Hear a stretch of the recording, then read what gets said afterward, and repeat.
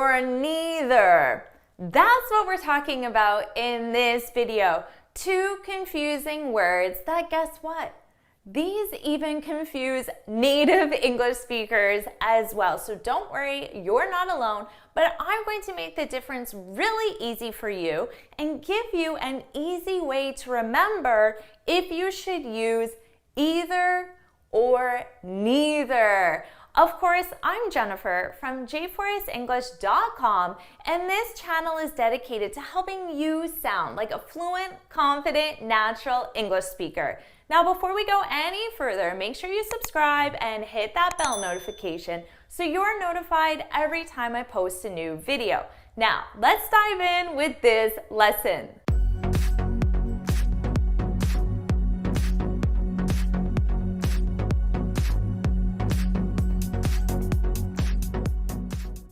Either or neither. Do you know what the difference is? If you do, stop right now and put it in the comments. Even if you don't, put it in the comments what you think the difference is, and then you can compare it to the end of the video and see how much you learned today. I'm going to make this explanation real easy for you, and by the end of the video, you'll feel confident using either and neither in sentences. This is definitely an area I see lots of mistakes with, but not just with non-native English speakers.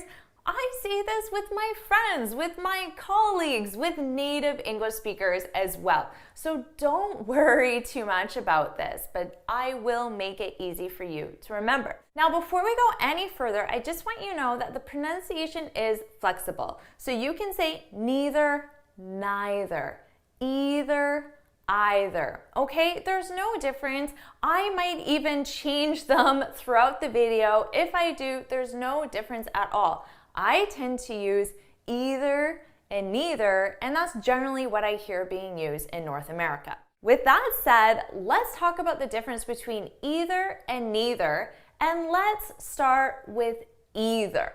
In terms of structure, it's going to be either noun or noun. And we use this structure when we're choosing between two options. It's really important that it's only two options. We don't use it with three, and we don't use it with four. We use it with two options. Let's take a look at an example. Either Mike or John will help you. So as you can see, we have our structure either noun or noun, right? Now, in terms of meaning, both of these situations are possible. It's possible that Mike will help you. It's possible that John will help you. Now, it's important to note that it's only one person that will help you in the end. So in the end, you will have Mike or John. Either Mike or John will help you.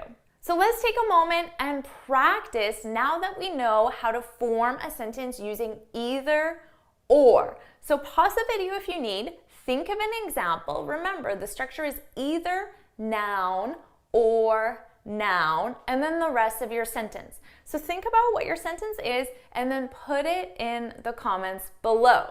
Now, before we move on, let's talk about different sentence structures using either.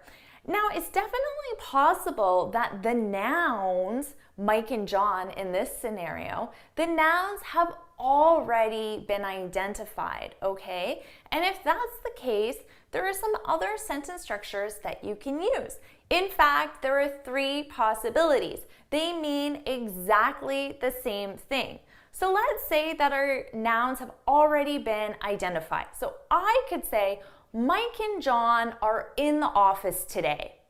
So we already set the context that Mike and John are our nouns, right? I don't need to repeat that information. So I could say, Mike and John are in the office today. Either one will help you. Notice here, either one, okay? Of course, either one is Mike and one is John. I don't need to repeat those nouns because I said them at the beginning part of my sentence. In this case, I can simply say either one will help you. Now, remember I said there's 3 different choices of sentence structure. I could also say either one of them will help you. So notice here, I'm just adding of them. Of course, the them is Mike and John. You got this, right?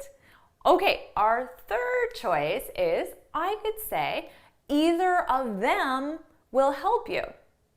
So what am I doing different here? In this case, I'm simply dropping the one, right? So all 3 of these choices mean exactly the same thing. You can use them interchangeably. There's no difference at all. Remember, these 3 choices are used when the nouns have already been identified. So now take a second, take your example that you already use and change it so you identify the nouns first and then follow this structure. Remember, you have 3 different choices, so practice using all 3 and put your practice examples in the comments. Now let's talk about neither. The thing you need to remember is that neither is negative. So I think it's really easy to remember that it's negative because neither starts with an N and negative starts with an N. So you can just have that association in your brain, right? Neither, negative, neither, negative, N, N. So that's an easy way to remember it. So think of it as the exact same as either, but we use it in the negative. So instead of saying that both choices are available and possible, like we did with either, we're using neither to deny those 2 choices, okay? They're not available. Now there's one important change that we need to make, and this change is definitely something that native English speakers forget a lot, okay? But that change is we have to say neither noun. Do you know what I'm going to say next? Do you? Put it in the comments if you do. Neither noun nor noun. Now, again, I think this should be easy for you to remember because you just put an N in front of or, right? Nor. N, negative. Neither, negative. So use that brain association. I think it will be really easy for you to remember it that way. Neither nor, okay? So let's take our original example with either and put it in the negative with neither. So pause the video, think about that, and put it in the comments. What would our original example be with neither?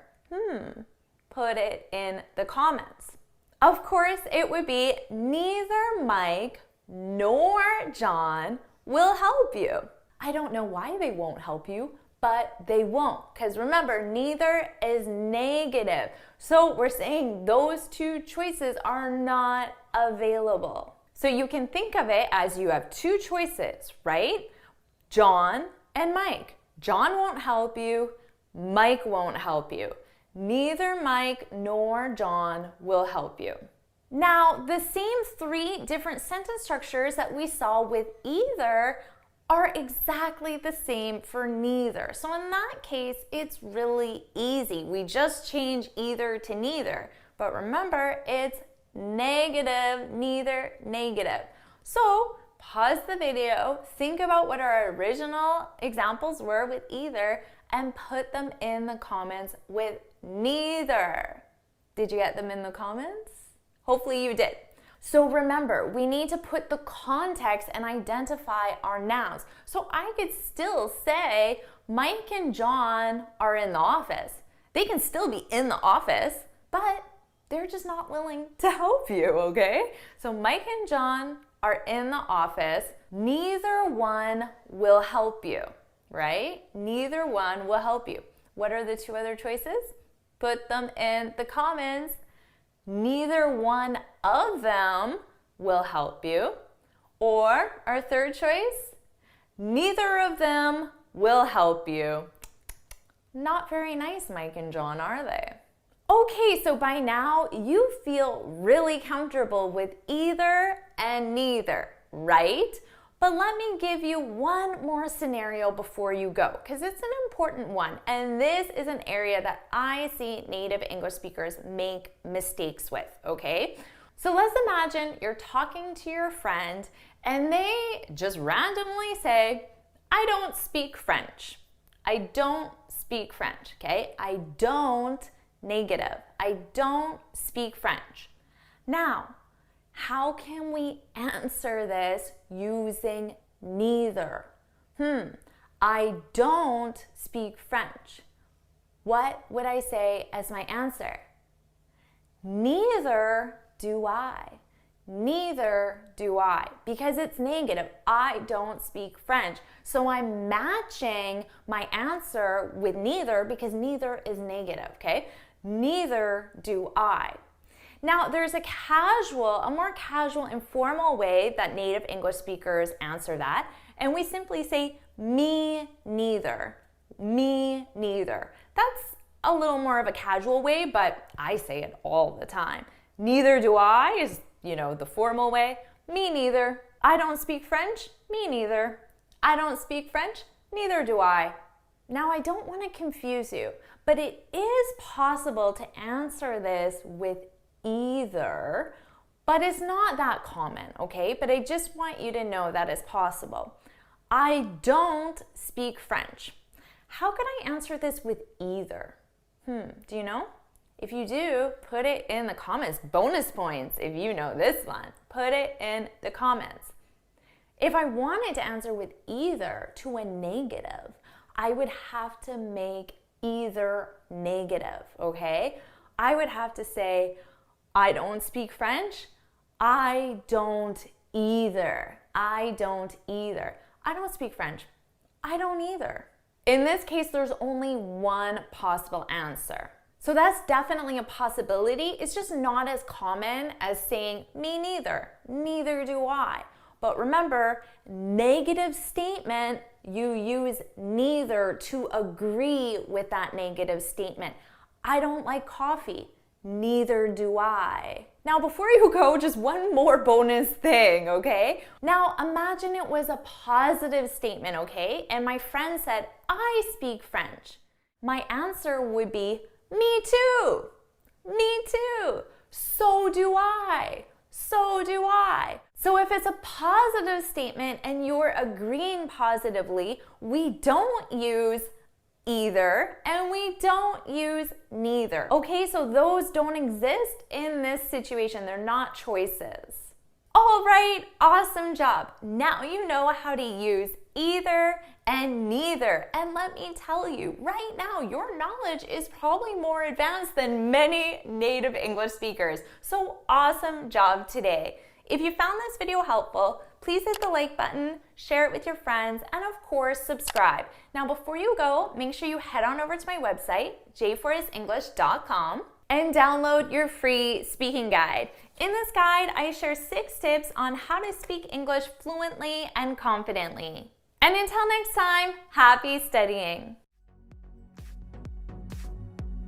All right, way to go. Now you know how to use either and neither. Woohoo! Don't stop there. Check out this video.